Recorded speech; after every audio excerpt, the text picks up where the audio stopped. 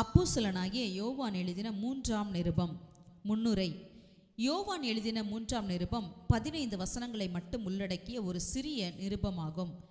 இந்நிருபம் காயுவு என்கிற ஒரு மனுஷனுக்கு எழுதப்பட்டது.